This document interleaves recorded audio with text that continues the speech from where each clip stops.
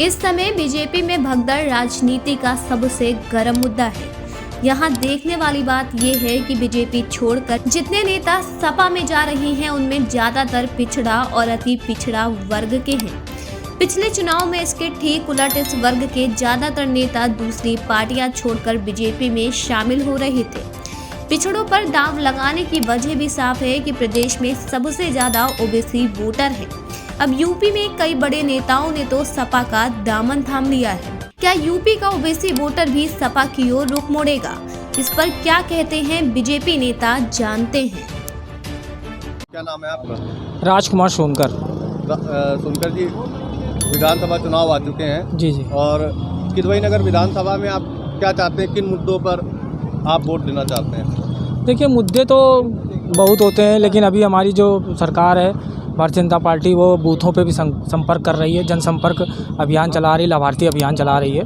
उसमें लोगों को बताया जा रहा है कि हमारी सरकार क्या कर रही है। जैसे कि अभी हमारी सरकार कोरोना काल से लेकर के अभी तक काफ़ी काम किए हैं सरकार ने, और अभी राशन बंटवाने का भी काम कर रही है। फ्री महीने में 2 बार फ्री राशन बंटवा रही है। इसमें नमक, चना, तेल और गेहूँ, चावल आदि चीज़ें उपलब्ध करवाई जा रही है।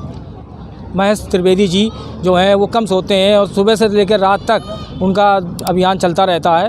लोगों के संपर्क में रहते हैं और जाकर घरों संपर्क कर रहे हैं, लोगों को जो सुविधाएं हैं वो मुहैया करा रहे हैं। पहले थी ज़रूर, लेकिन अब इस समय बसपा कहीं नहीं है, क्योंकि चुनाव जब आते हैं तब ये लोग उछलते हैं, जैसे कि तालाब में मेंढक उछलते हैं वैसे ही उछलते हैं, बाकी ये कहीं नहीं रहती हैं। अभी जो संघर्ष कर रही है हमारी भारतीय जनता पार्टी कर रही है, हर मुद्दों पर कर रही है, हर जगह करती है। और आज भी देख लीजिए, अभी भी आज भी पूरे समाज के लोग इससे जुड़े हुए हैं। ऐसा नहीं। विधानसभा चुनाव में बीजेपी इस बार किन मुद्दों के साथ लड़ेगी?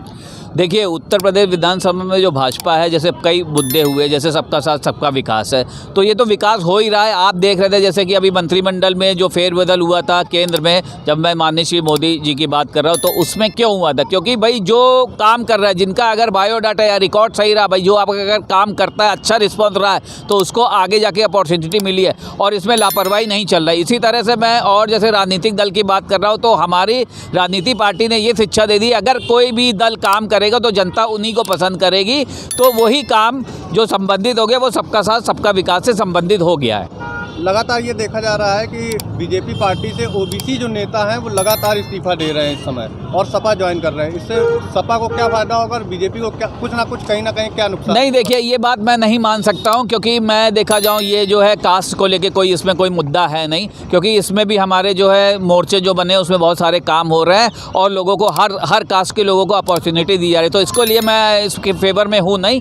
और वैसे भी अगर जो काम कर रहा है उसको जाने की ज़रूरत ही नहीं है, उसको तो यहीं पर रहना ही पड़ेगा। और काम नहीं कर रहा हो तो फिर जाओगे ही जाओगे फिर आप। हमारी विधानसभा में तो आदरणीय सुरेंद्र मैथानी हैं, जो कि उनका घर घर से लगाव रहा और व्यक्तिगत भी लगाव रहा। उसके पूर्व भी सरकारें रहीं कि उस क्षेत्र में कुछ विकास कार्य नहीं गया, लेकिन अब आप सर्वे करिए, वहाँ पे हर नाली, लाइटें, मतलब घर घर जाके करना रहा। और रही आपकी मुद्दे की बात, तो मुद्दा इसमें देखिए, कोई मतलब मोदी ने, जैसे कि हमारे सहयोगी जी ने भी कहा था कि घर में कोई भूखा ना सोए। पिछली बार भी कोई सरकार थी, किसी ने लॉकडाउन में किसी को राशन नहीं दिया। आज गरीब से गरीब भी है, घर में उसको राशन मिल रहा है, ठीक है। उसमें तेल, नमक, चना और गेहूँ, चावल सब मिल रहा है।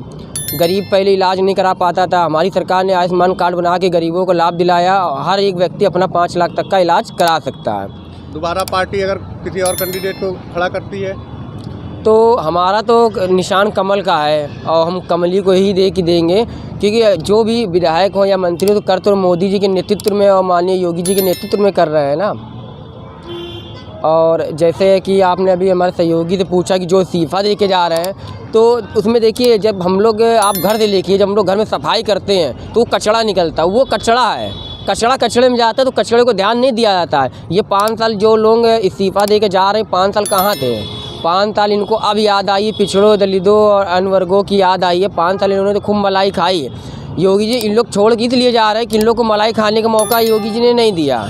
मोदी जी के साफ कहना है कि ना खाऊंगा ना खाने दूंगा। क्या लग रहा है इस बार उत्तर प्रदेश विधानसभा चुनाव में? अरे बाबा जी आएंगे, बाबा जी आएंगे। योगी कितनी सीटों के साथ आएंगे? 350 प्लस 350 प्लस के साथ आएंगे जी। क्या काम ऐसा किया है कि योगी जी की सबसे सरकार है? देखिए हमारा कहना है सबसे बढ़िया अच्छी बात ये रही कि अपराध खत्म हो गया अपने उत्तर प्रदेश से। जी ठीक है, सबसे बेहतर हमें ये लगा, इसलिए हम बाबा जी का सपोर्ट करेंगे। हम खुद बीजेपी कार्यकर्ता हैं और बाबा जी का फुल सपोर्ट रहेगा।